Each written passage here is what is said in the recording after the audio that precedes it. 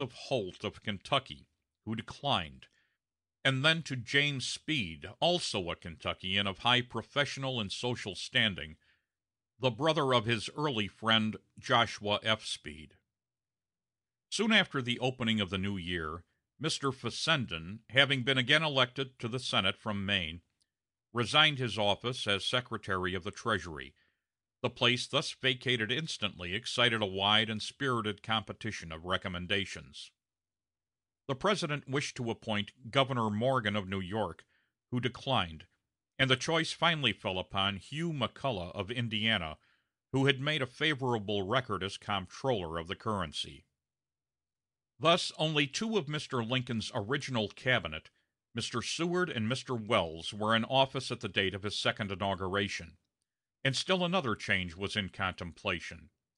Mr. Usher of Indiana, who had for some time discharged the duties of Secretary of the Interior, desiring, as he said, to relieve the President from any possible embarrassment which might arise from the fact that two of his cabinet were from the same State, sent in his resignation, which Mr. Lincoln endorsed, to take effect May 15, 1865.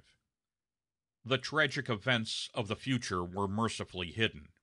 Mr. Lincoln, looking forward to 4 years more of personal leadership, was planning yet another generous offer to shorten the period of conflict.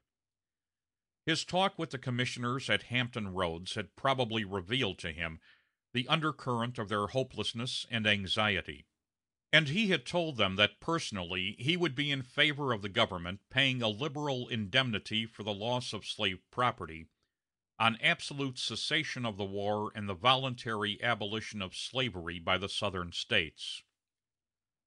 This was indeed going to the extreme of magnanimity, but Mr. Lincoln remembered that the rebels, notwithstanding all their offenses and errors, were yet American citizens, members of the same nation, brothers of the same blood. He remembered, too, that the object of the war, equally with peace and freedom, was the maintenance of one government and the perpetuation of one union. Not only must hostilities cease, but dissension, suspicion, and estrangement be eradicated. Filled with such thoughts and purposes, he spent the day after his return from Hampton Roads in considering and perfecting a new proposal, designed as a peace offering to the States in rebellion.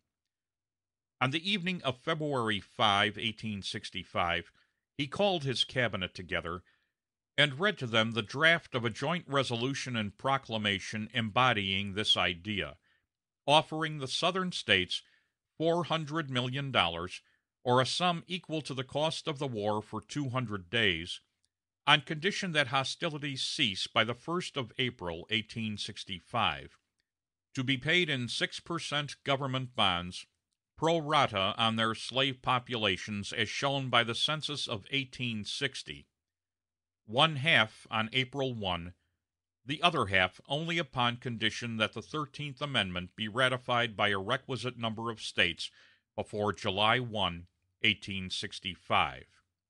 It turned out that he was more humane and liberal than his constitutional advisers. The endorsement in his own handwriting on the manuscript draft records the result of his appeal and suggestion. February 5, 1865. Today, these papers, which explain themselves, were drawn up and submitted to the cabinet, and unanimously disapproved by them. A. Lincoln. With the words, "You are all opposed to me," sadly uttered, the President folded up the paper and ceased the discussion. The formal inauguration of Mr. Lincoln for his second presidential term took place at the appointed time, March 4, 1865. There is little variation in the simple but impressive pageantry with which the official ceremony is celebrated. The principal novelty commented upon by the newspapers was the share which the hitherto enslaved race had for the first time in this public and political drama. Civic associations of Negro citizens joined in the procession, and a battalion of Negro soldiers formed part of the military escort. The weather was sufficiently favorable to allow the ceremonies to take place on the eastern portico of the Capitol, in view of a vast throng of spectators. The central act of the occasion was President Lincoln's second inaugural address, which enriched the political literature of the Union with another masterpiece, and deserves to be quoted in full. He said, "Fellow countrymen, at this second appearing to take the oath of the presidential office, there is less occasion for an extended address than there was at the first. Then a statement, somewhat in detail, of a course to be pursued seemed fitting and proper.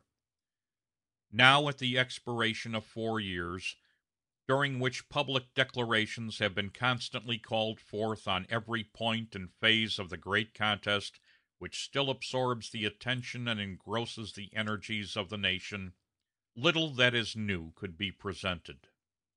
The progress of our arms, upon which all else chiefly depends, is as well known to the public as to myself, and it is, I trust, reasonably satisfactory and encouraging to all.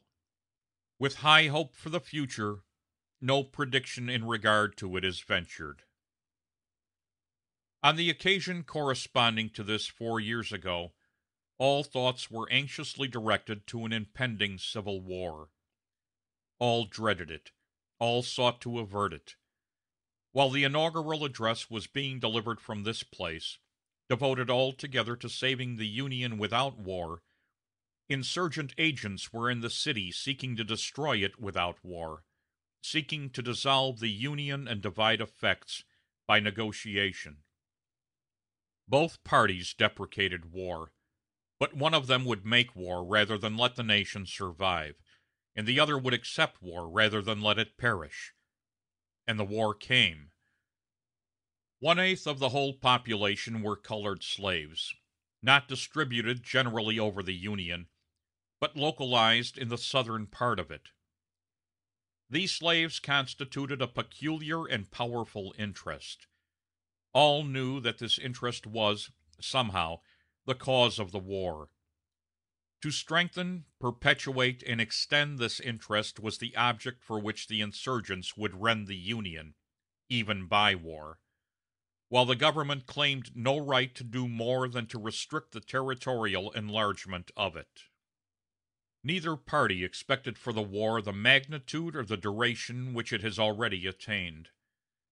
Neither anticipated that the cause of the conflict might cease with, or even before, the conflict itself should cease. Each looked for an easier triumph, and a result less fundamental and astounding. Both read the same Bible, and pray to the same God, and each invokes his aid against the other. It may seem strange that any men should dare to ask a just God's assistance in wringing their bread from the sweat of other men's faces. But let us judge not, that we be not judged. The prayers of both could not be answered. That of neither has been answered fully. The Almighty has his own purposes. Woe unto the world because of offenses, for it must needs be that offenses come, but woe to that man by whom the offense cometh.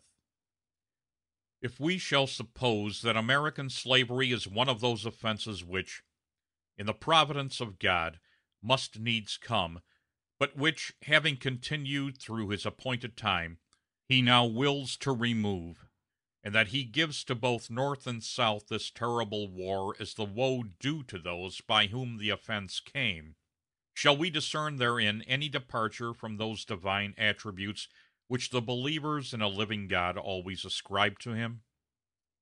Fondly do we hope, fervently do we pray, that this mighty scourge of war may speedily pass away.